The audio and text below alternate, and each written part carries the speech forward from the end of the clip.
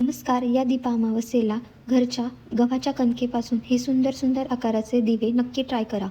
त्यासाठी 1 वाटी गव्हाचं पीठ घेतलंय. त्यामध्ये 1 चमचा हळद टाकून ते थोडंसं जाड मळून घेतलंय. जास्त पातळ करायचं नाहीये आणि व्हिडिओत दाखवल्याप्रमाणे वेगवेगळ्या आकाराचे कणकेचे दिवे बनवा. हे छोटेसे दिवे जेव्हा तेलाच्या ज्योतीने उजळतील तेव्हा फक्त घरच नाही तर मनातले अंधाराचे कोपरेही प्रकाशाने भरून जावोत, हीच दीप अमावस्येला मनापासून प्रार्थना.